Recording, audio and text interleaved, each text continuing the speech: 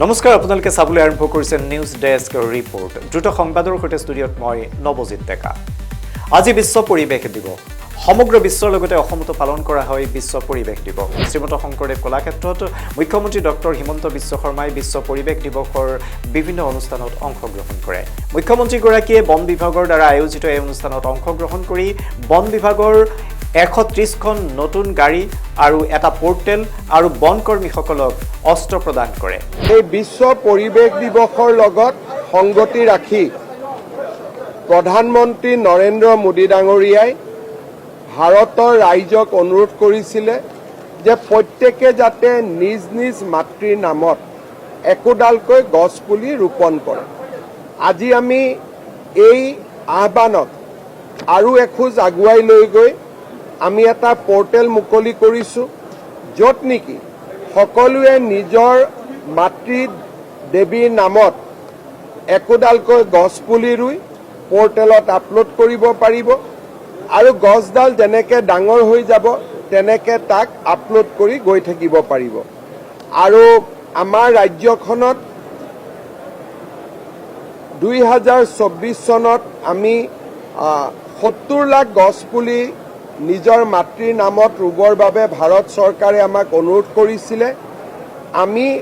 22 লাখ বেছিকৈ গছ পুলি ৰোপণ কৰিবলৈ সক্ষম হৈছিলোঁ অসমৰ আন প্ৰান্ততো আজি বিশ্ব পৰিৱেশ দিৱস পালন কৰা হয় দেৰগাঁও বকৰ ৰঙিয়াতো বিভিন্ন কাৰ্যসূচীৰে পালন কৰা হয় বিশ্ব পৰিৱেশ দিৱস অসমীয়া খিলঞ্জীয়া মুছলমানসকলৰ বাবে এটি ভাল খবৰ জাতি জনগণনা অসমীয়া মুছলমানসকলৰ বাবে এটা মহত্বপূৰ্ণ পদক্ষেপ হিচাপে বিবেচিত হ'ব বুলি মুখ্যমন্ত্ৰী ডক্টৰ হিমন্ত বিশ্ব শৰ্মাই উল্লেখ কৰে আমাৰ কাৰণে ভাল হ'ব আৰু কাষ্ট সেন্সাস হ'লে অসমীয়া মুছলমান মানুহখিনিয়ে যেটো তেওঁলোকে ইমান দিন আশা কৰি আছিল যে দেখি জলহা সৈয়দ তেওঁলোকে নিজৰ নিজৰ জাতি লিখিব পাৰিব আৰু বৰাক উপত্যকাটো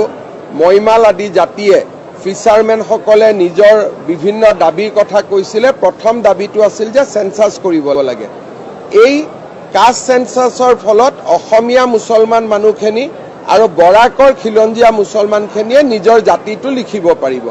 আৰু জাতি আৰু মানুহৰ সংখ্যা গম পালে বাকি কথাবিলাক পাতিব পৰা মৰিগাঁও দেশৰ ভিতৰতে দ্বিতীয়বাৰৰ বাবে আৰু অসমৰ ভিতৰত প্ৰথমবাৰৰ বাবে কোনো সাইবাৰ অপৰাধীৰ সম্পত্তি জব্দ কৰাৰ বাবে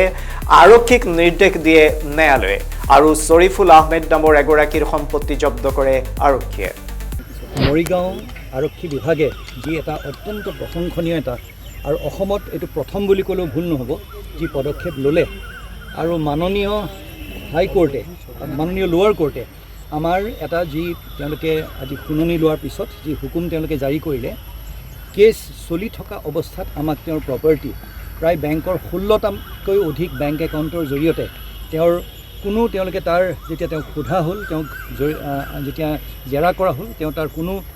সঠিক উত্তৰ তেওঁ দিব নোৱাৰিলে আৰু সমগ্ৰ অসমত এই অভিযান আৰম্ভ হৈছে আৰু বিশেষকৈ মৰিগাঁও জিলাত যিসকল আমাৰ সাইবাৰ অপৰাধী আছে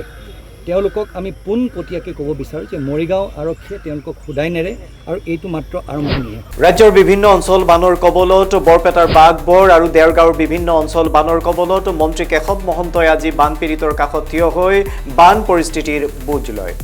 আমি আজি যি ঠাইলৈ আহিছোঁ লাওখোৱা পঞ্চায়তৰ এলেকা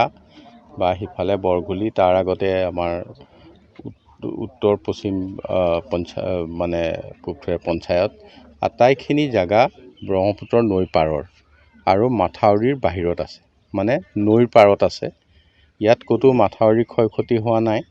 নদীত পানী বাঢ়িছে এই ঠাইখিনিত এইকেইখন গাঁৱত পানী হৈছে এইখিনিলৈকে 3খন ৰাজহ গাঁও আছে এই 3খন ৰাজহ গাঁৱতে হৈছে পানী আৰু ইয়াত এতিয়া আমি ইতিমধ্যে ৰাইজক যিখিনি সাহায্য দিব লাগে ৰিলিফ সেইখিনি আমি ইতিমধ্যে যোগাৰ কৰিছোঁ আজি আবেলিৰ পৰা দিব পৰা হ'ব আৰু ইয়াত এটা কথা ইয়াত আৰু মাথাউৰি বনোৱাৰ কোনো সা-সুবিধা নাই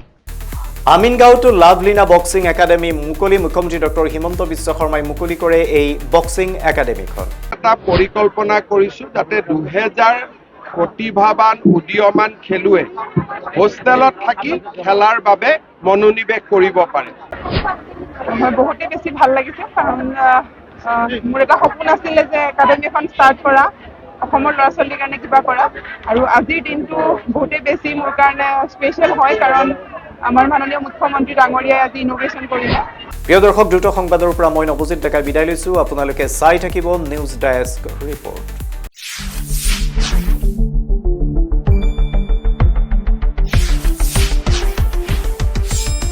শুদ্ধ আৰু বিস্তৃত বাতৰিৰ বাবে চাই থাকক নিউজ ডেস্ক ৰিপৰ্ট।